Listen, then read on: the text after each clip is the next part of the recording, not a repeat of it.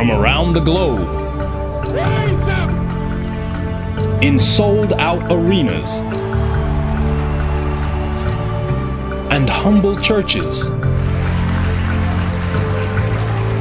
from out on the streets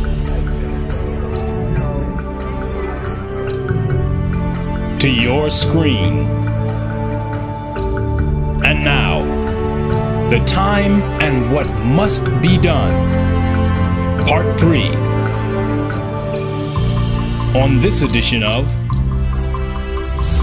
Farrakhan Speaks.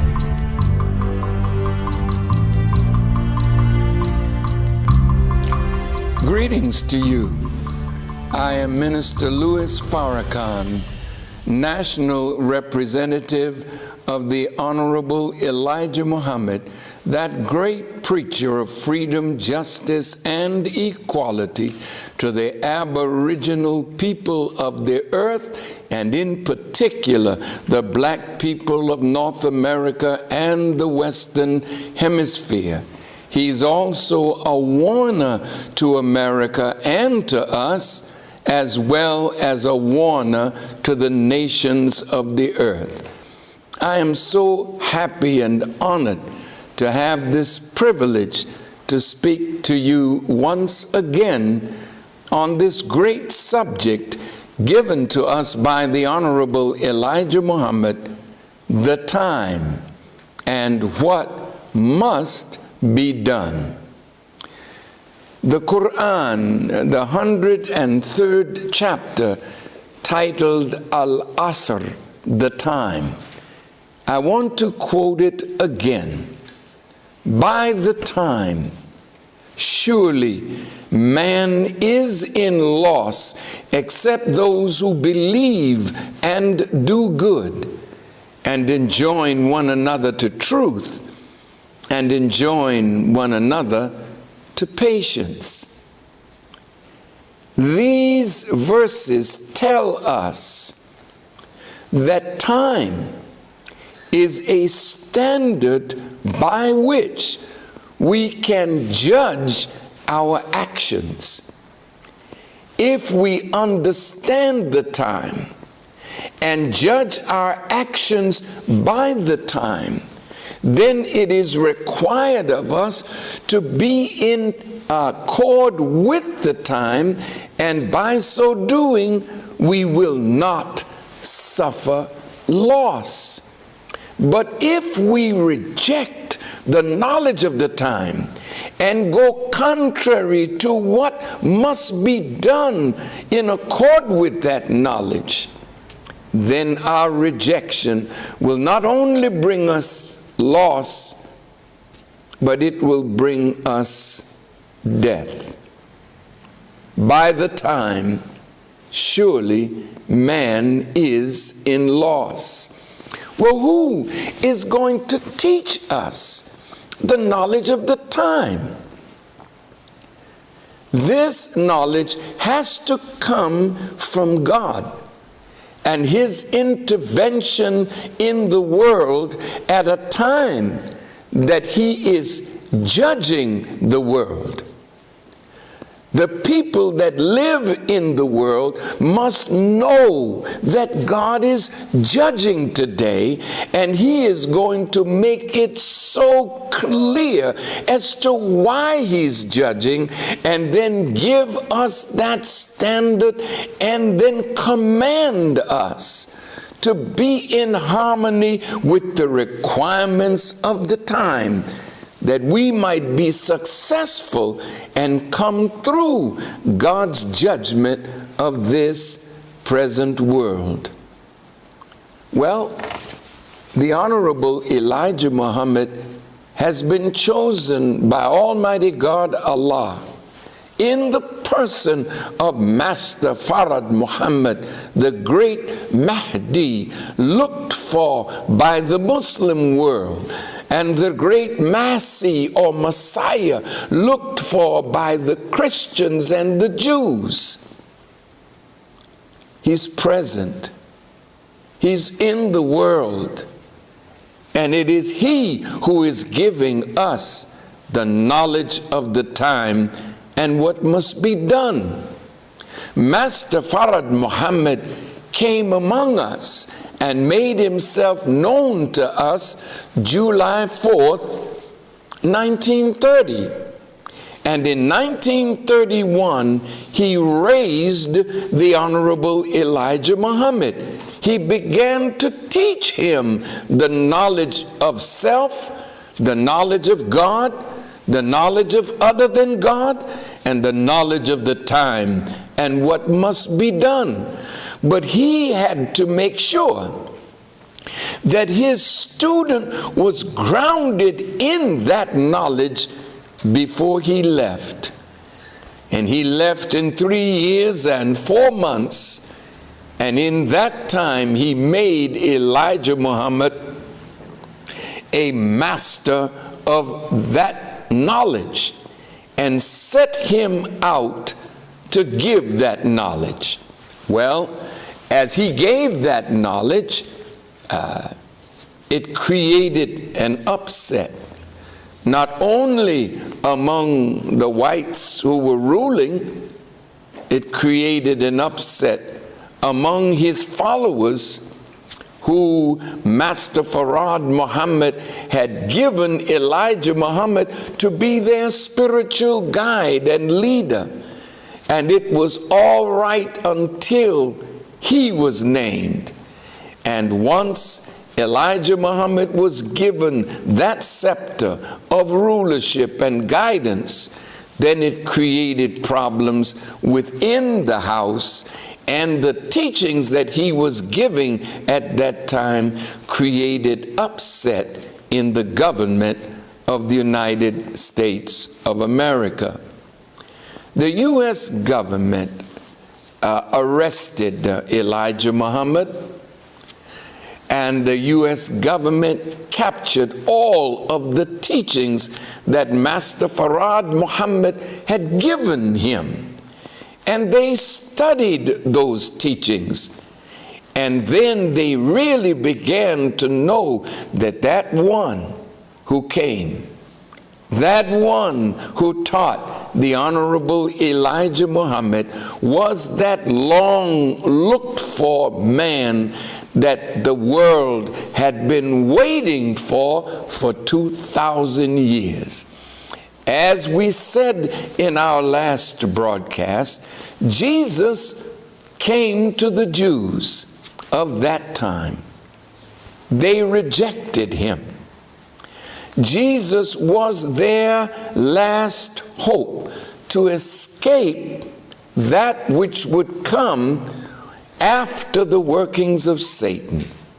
So Jesus told them when he discovered that he was 2,000 years too soon to bring an end to the civilization of the Jews, he said, "It is expedient for you that I go away," meaning I die. And he said that in his going, you will see me no more. Read it for yourself in the scriptures. But he prophesied that one would come after him that would reprove the world of sin and of judgment, because whatever he said, it would be said again, but this time it would be proved by the reality of the time and the presence of God and the beginning of the judgment of this world. Are you sure that Elijah Muhammad is that man to give us the knowledge of the time? Well, let's look at the people out of which he came, and let's look at the substance of what has happened to this people, the black man and woman of America. America, no matter what you have done in the world of evil, what has brought the judgment of God on America and on you is what you have done and continue to do and plan yet to do with the people of God. He has chosen us to be his people, as it is written, and he would be our God.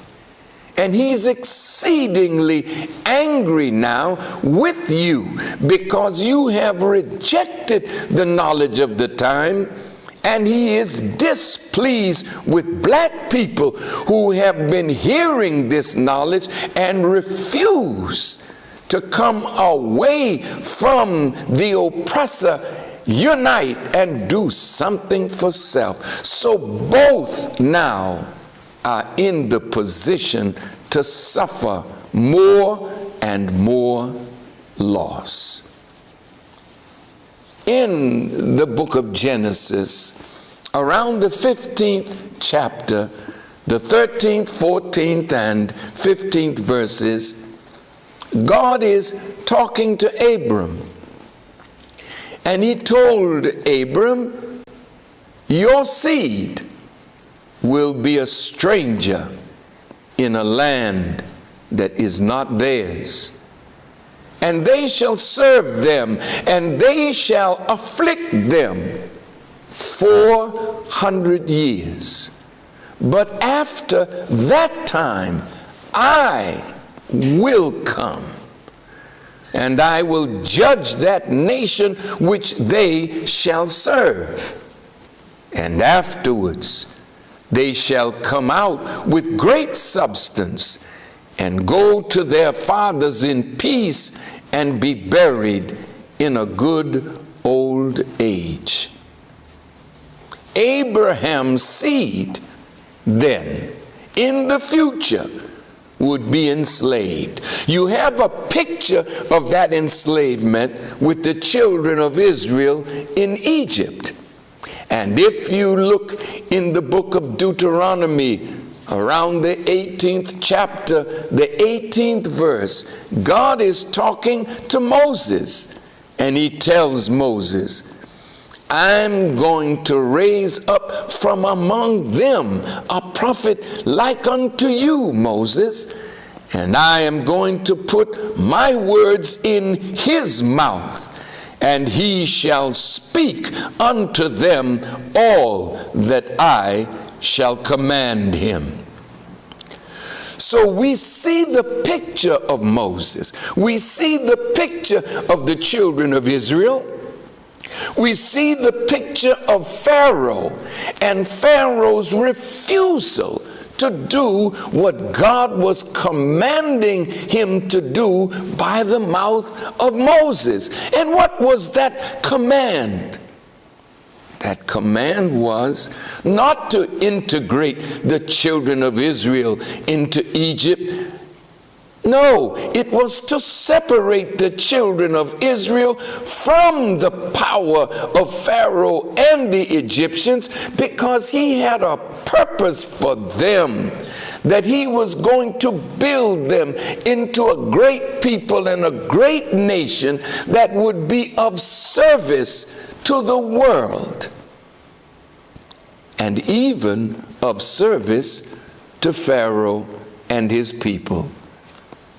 But in Pharaoh's arrogance, his sense of self and power, who is this that told you to tell me to let this people go? And Moses told them, it was the God of our fathers, the God of Abraham, Isaac, and Jacob. God had presented himself to Moses. Well, that has happened in fulfillment of that prophetic symbolic picture in North America. The great Mahdi, or Son of Man, made his appearance in America. He chose from among a people destroyed under the rule of this government of the United States of America. He chose a leader for us, a teacher for us, a warner for you and the nations of the earth. How do you know that Elijah Muhammad is that one? Well, if you go to the last book of prophecy, it's a book called Malachi, and it means my messenger. In the 4th chapter, from the 4th to the 6th verse, it says, behold, before that great and dreadful day of the Lord, I will send you Elijah the prophet, and he will turn the hearts of the children to their fathers and their fathers' heart back toward those children, lest I come and smite the earth with a curse. In that 4th chapter of Malachi, from the 4th to the 6th verses, is a knowledge of the time. The first 4 represents 4,000 years from Moses. The man like Moses would come. The second 4 represents after 400 years of their servitude slavery, God would come among them and choose a man named Elijah. And the 6 means after 6,000 years of the rule of a contrary ruler, a ruler that was made for the purpose of making manifest the wickedness of the original people in its fullest, thereby bringing God out of his hiding place to seek and to save that which was lost. In future broadcasts, by the grace of Allah, I want to talk to white America. I want to talk to you about why you have been made, the purpose of your life. Even though you have done evil on this planet, that evil was ordained by God.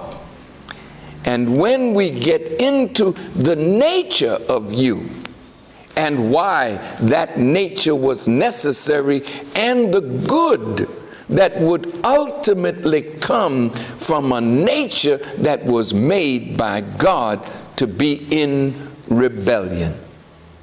Well, Elijah is here. Elijah has come.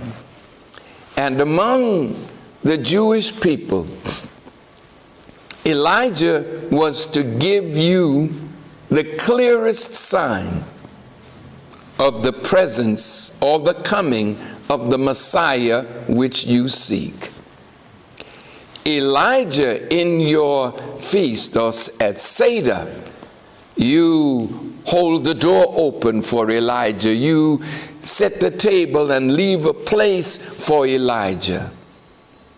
Elijah has come, and Elijah is here to fulfill what is written of him. And if your door is still open, if your heart is open like your door, and if he has a place at your table, then you can escape the consequences of the world and civilization that you have been the architect of. Elijah is present, and now Elijah is the one that is teaching you the time. Well, the Bible ends with the coming of Elijah, and the New Testament opens with the genealogy of Jesus. How is Elijah and Jesus connected? The Elijah of the Old Testament is the prophesied Jesus of the New Testament. He comes to a people that have eyes but they can't see. They have ears but they can't hear. They have tongues but their tongues have not spoken the truth because there was no one to tell them the truth that would free them from their oppressor. So in the scriptures, prophet Jesus said, you shall, future tense, know the truth, and the truth shall set you free. Well, he wasn't talking about himself. He gave that to another man who would be coming at the end of this world. That man is present. That man is teaching that truth that will not only free the black man, but it will free the white man from the chains of the nature that was given to him by his father. We'll get into that at another time. But sufficient for this time is, why is white America and black America suffering loss? Why is America and black people not only losing, but every day the loss is being compounded because of the rebellion? Well, some of you may say, well, look, I didn't know about it. I didn't rebel. Yes, but your leaders know. J. Edgar Hoover worked diligently to destroy the rise of a black Messiah that would unite black people and free us from the grip of oppression. That man named Elijah. He named Malcolm X. He named Martin Luther King. And the government of the United States used its power against Dr. King, against Brother Malcolm, against the Honorable Elijah Muhammad, and against those black leaders who spoke in a nationalistic term, because one of them was to be that Messiah that would bring our people together. Give us that truth that would free us from the grip of our oppressor and lay down the standard of the time by which America could judge her actions. You have not freed black people. Your so-called Emancipation Proclamation didn't free us. You never gave the black man something to go with. You never taught him that which he would need to make an independent start for himself after the Emancipation Proclamation. Within 12 years of our so-called freedom, the slaves had built 60 towns in America. The slaves had sent black men to Congress. The slaves were marching forward. We that built this country, we fought in all your wars for your independence, for your freedom, for your justice, while we were deprived of what we fought to get for you. Well, within 12 years, you put the black man back on the plantation in sharecropping. You developed slave code laws. The lynchings began. Black people have been murdered in the cities and towns of America, and even today, you look at us with the thought of murder. In fact, the wise among you feel that we are no longer useful, and we've become, as George Washington said, a troublesome species of property. You don't want to let us go. You don't want to give us a good send-off. Your aim now is genocidal. And this is making the God that came after us more and more angry. And as you are planning our death, he's giving you some of what you plan for his people. The time and what must be done. Let us look at how you're losing. According to our research, here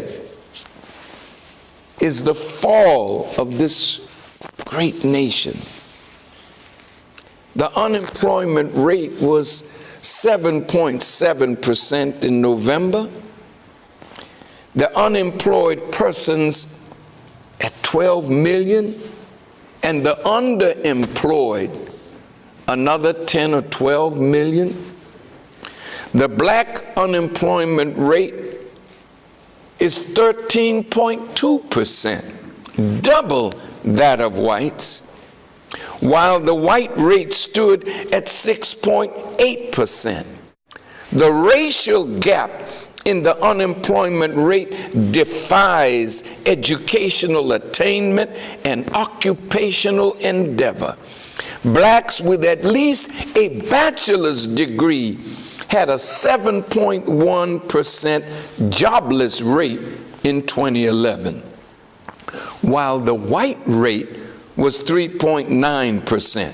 According to the Bureau of Labor Statistics, similarly, black workers with only a high school education had a jobless rate of 15.5%, while similarly educated white workers had an unemployment rate of 8.4%. Larry Summers, former Obama advisor, said, quote, "The level of unemployment will by all forecasts remain unacceptably high for a number of years." Well, if you can't make jobs for your millions of unemployed, you certainly can't create jobs for ours. Black people in America, our condition worsens as America's condition worsens.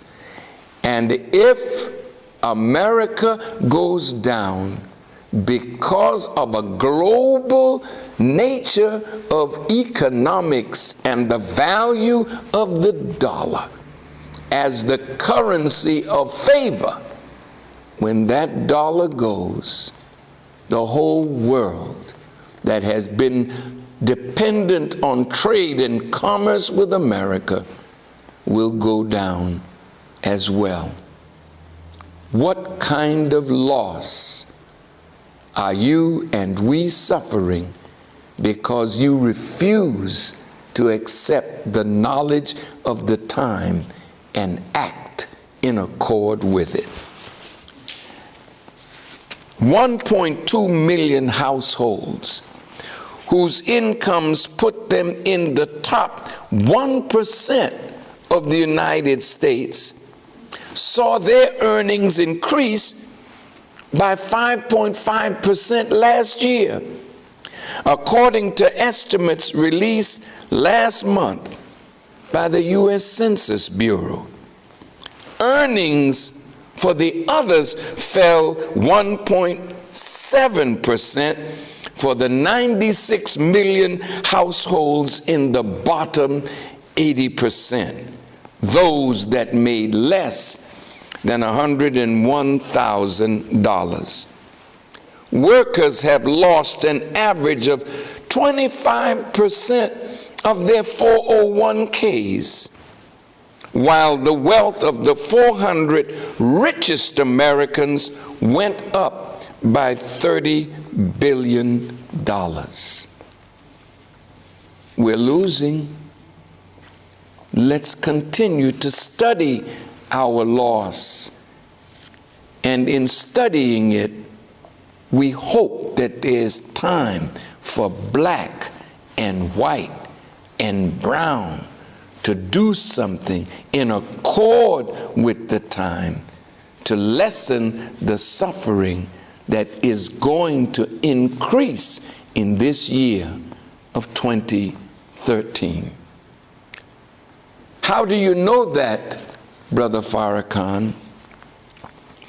It is written in the Holy Quran that whenever God sends you a messenger, he seizes the people with distress and affliction, not to kill them, but that they might humble themselves to the knowledge that is being given to them, that they might save themselves.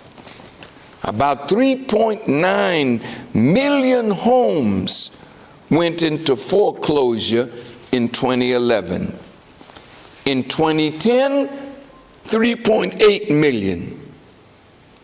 In 2009, 3.4 million. In 2008, 3 million. So you have 13 million Americans have lost their homes to foreclosure in the last 5 years. 25 banks failed and were taken over by the Federal Deposit Insurance Corporation in 2008. 140 banks failed in 2009, 157 in 2010, and 92 in 2011. 39 banks have failed in 2012. In contrast, in the 5 years prior to 2008, only 11 banks had failed. So you have almost 1,000 banks closing, seized. Well, what about the condition of the states that we are living in?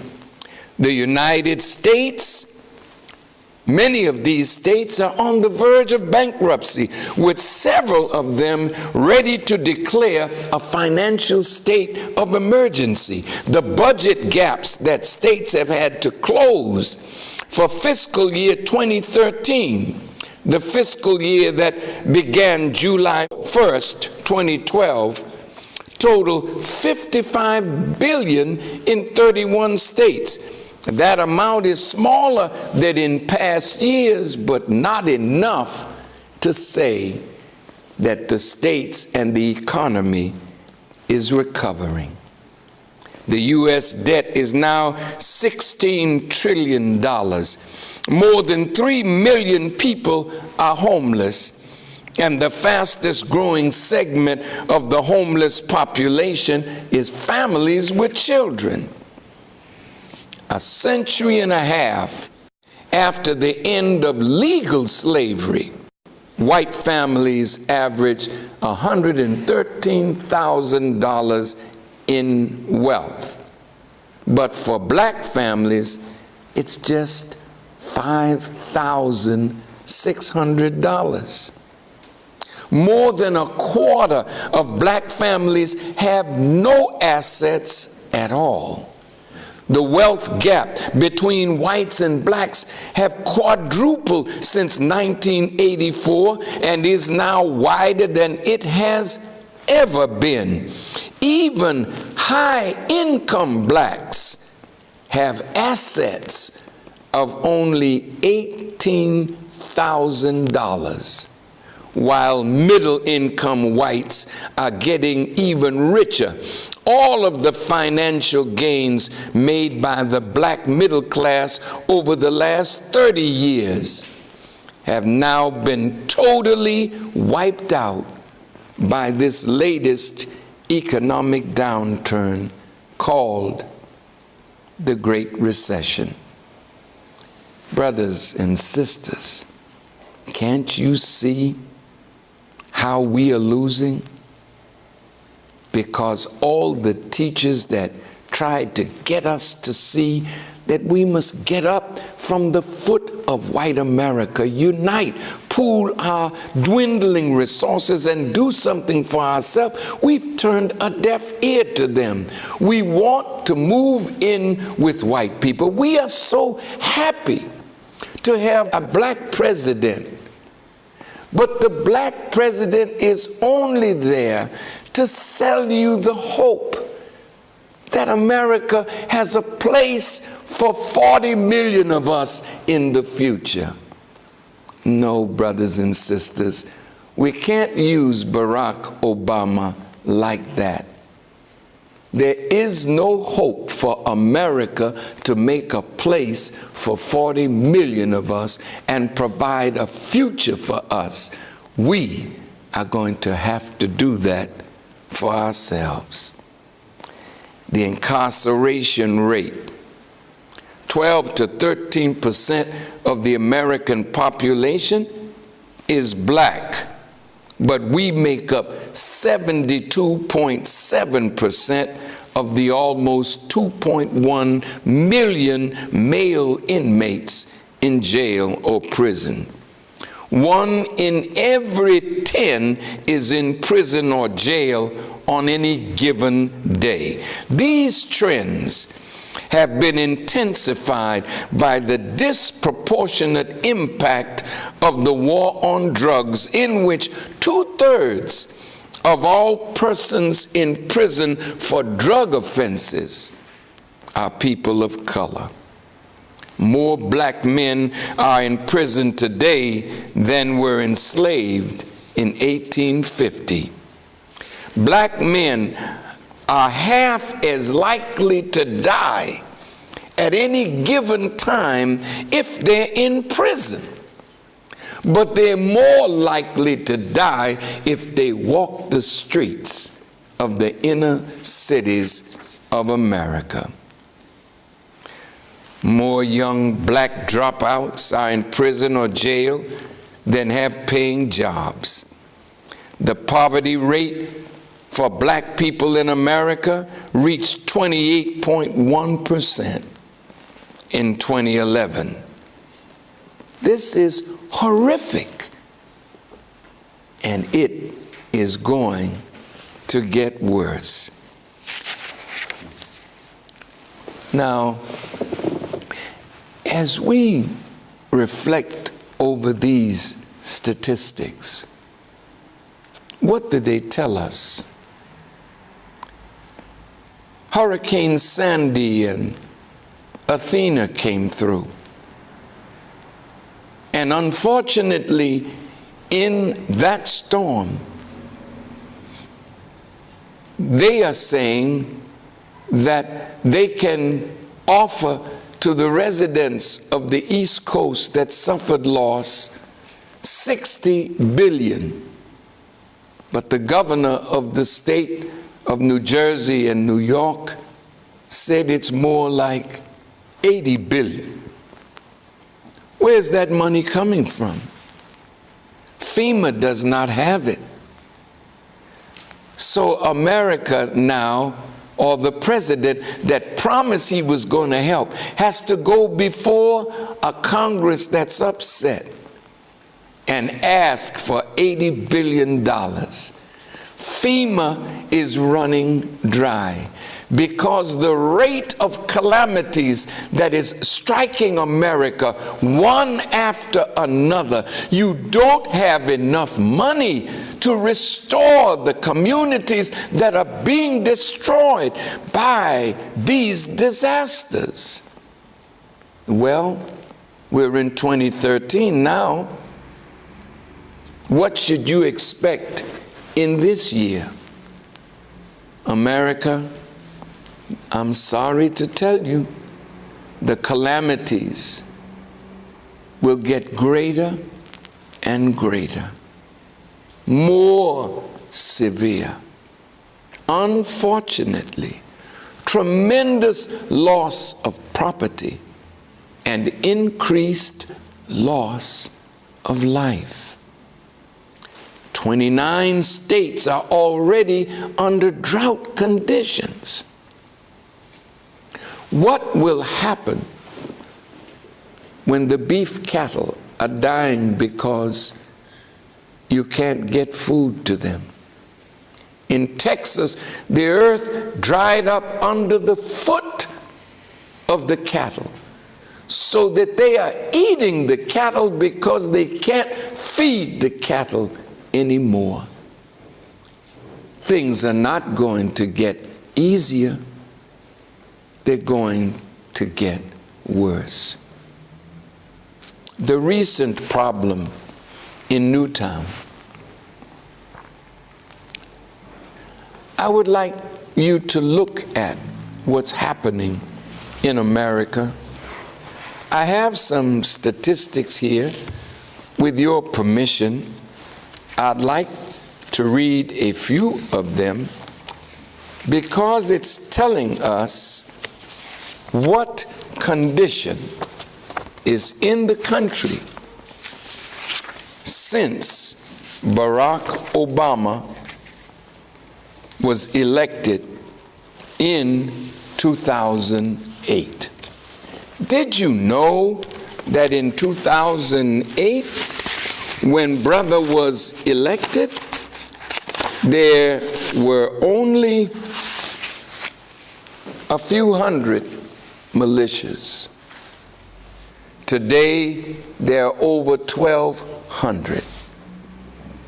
And since he was re-elected, according to what our research has shown, thousands of Americans have gone to buy guns.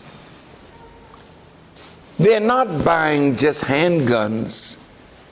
They felt that since Newtown took place, that there would be many feeling that Obama and Congress was going to outlaw those kinds of weapons, so they rushed to the gun shops at such a pace that the FBI could not keep up with the proving the worth of these persons to have a weapon in their homes. What will this bring? There's a movie that is on the screen that depicts a black man killing white people. Who made this movie and why? White people are buying guns at a phenomenal rate. These are not black people in the gun stores. These are mostly white people buying weapons and ammunition to the degree that the stores have run out of ammunition to sell. What are they preparing for? When you go to see this movie, which I have not seen yet, but I've seen enough of it to know that those that own Hollywood, those that write scripts, are writing scripts and getting our actors to play the part of angry black men killing white people, so that white people in America who have these guns will start preparing their minds for a race war. Well, to my brothers and sisters in the inner cities, you have your little guns, and look at what we're doing to self. In Chicago, the statistics that I heard the other night on television, it's not a little over 400, it's nearly 500 deaths. Most of them in the inner city. Most of them black men killing black men. Although you have police now that are killing young black men all over this country in unprecedented numbers. By the time, surely, man is in loss, except those who believe. You don't believe that God has come, and the judgment that is prophesied in the Bible and Quran is now taking place in America. You don't believe that you should let this black man go and help him to do something for himself. You don't believe, black man, that you should separate from your open enemy and begin to do the building of a nation for yourself. You don't believe that. And because you don't believe it, you keep pressing the enemy, and he's sick of you. He's tired of you laying around begging him for what you and I could unite and do for ourselves. So the anger in America is building. White people angry with their government. Now, the statistics that I was looking for, I think I could not find them all, and I'm sorry, because those statistics would absolutely show us exactly the kind of weapons that whites are buying. You say, well, it's the Second Amendment that gives us that right. Well, in discussing the Second Amendment, you cannot discuss that amendment without discussing the context in which that amendment was made a part of the U.S. Constitution. This is a serious, serious mistake on the part of those who use it to say that all of the American people have the right to bear the kind of arms that they're being sold. The arms that American people are being sold are actual weapons of war. And as you want to turn those guns, and you will turn those guns on these young black men who are killing each other in unprecedented numbers. I've warned you, my brothers and sisters. I've warned you that what you're doing will bring upon you death and destruction. These little guns that you have in your possession are no match for the guns that soon will be coming against you. If you pay no attention to what God has revealed for your salvation, as the Bible teaches, those who rebelled against Moses and Aaron, they were bitten by fiery serpents. It only means angry white people that hate your very shadow. Soon, and very soon, these police that are armed to the teeth, they come into our communities right now filled with hate for us. Stop our young people, handcuff them, search them. And if they find a gun on you, it is an excuse for them to kill you.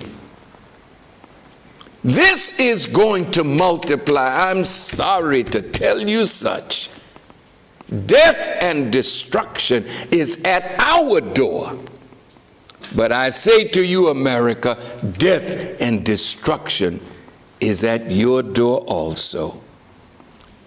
Now, Look at the American people's thoughts about Congress. What is the percentage of American people that feel that the U.S. Congress is doing a good job? 11%? Then 89% of the American people are angry, disaffected, dissatisfied with their government, and you're selling them weapons of war, and the militias are multiplying. See? The right to bear arms was given at a time when there was no regulated militia to protect America.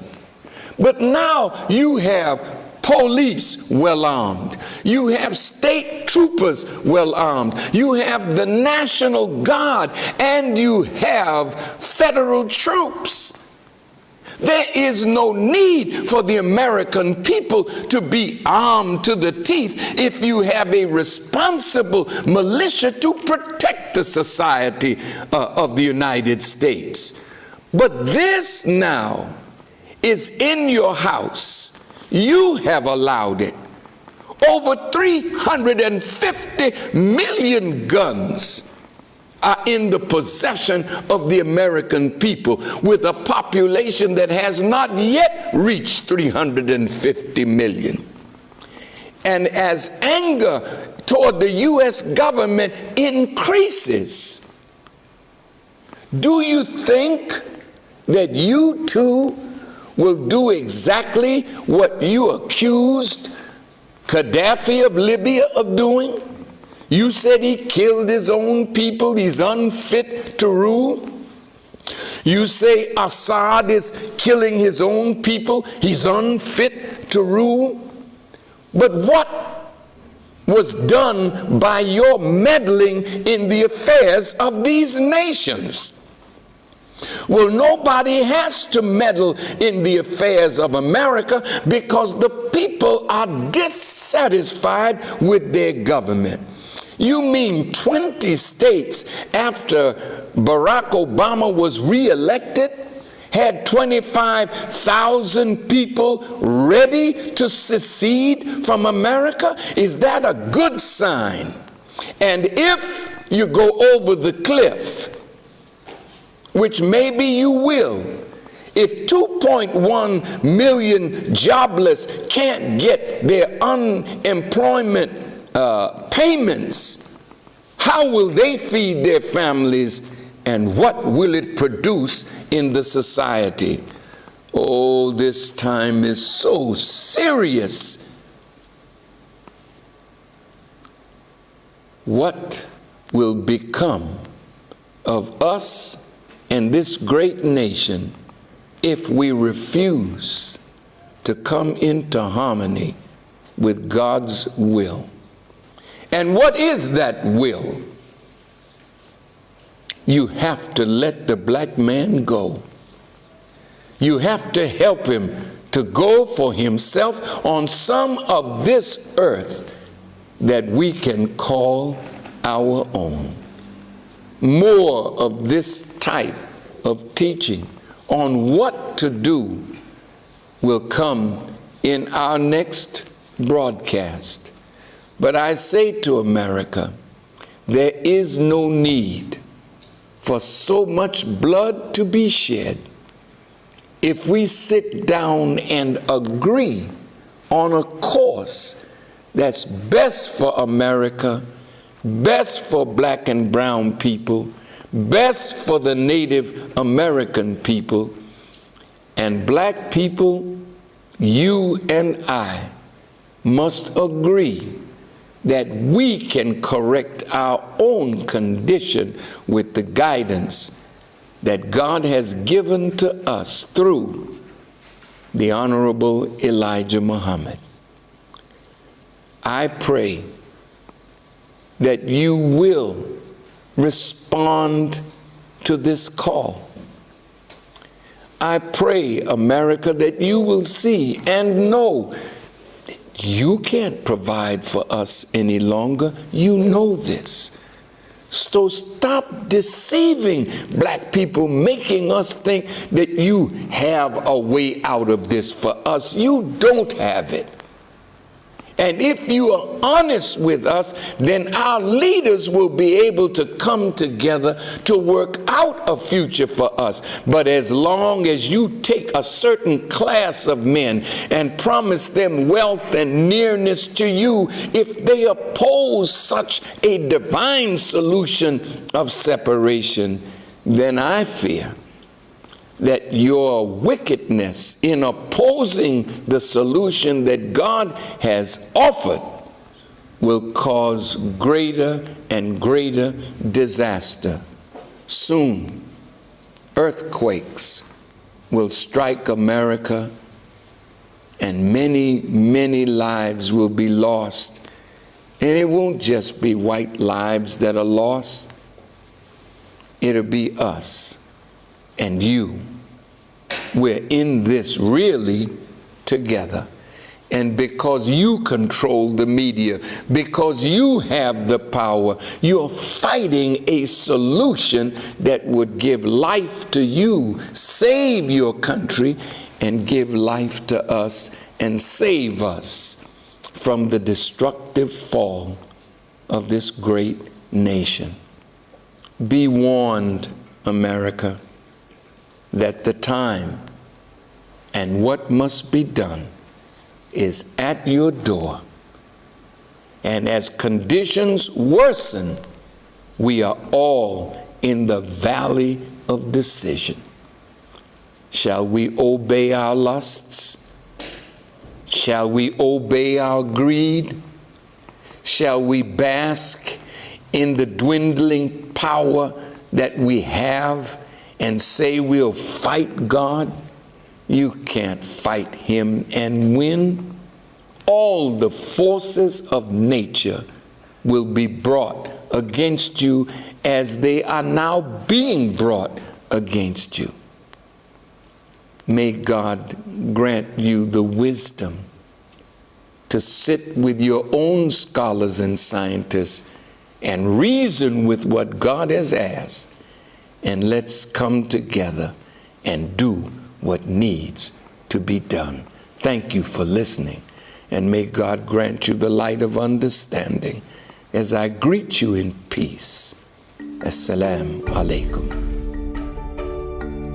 Brothers and sisters, please log on again next week and every week this year for the time and what must be done. Tell your friends, tell your family. Log on to noi.org every Saturday, 6 p.m. Central Time for truth, guidance, and unequaled love from the national representative of the Most Honorable Elijah Muhammad and the Nation of Islam, the Honorable Minister Louis Farrakhan. Pass on the word every Saturday at 6 p.m. Central Time at noi.org. The time and what must be done. Remember, to have Minister Farrakhan answer your questions, tweet them to @LouisFarrakhan, #AskFarrakhan. And to add this message to your library or as a gift for someone you love, go to store.finalcall.com.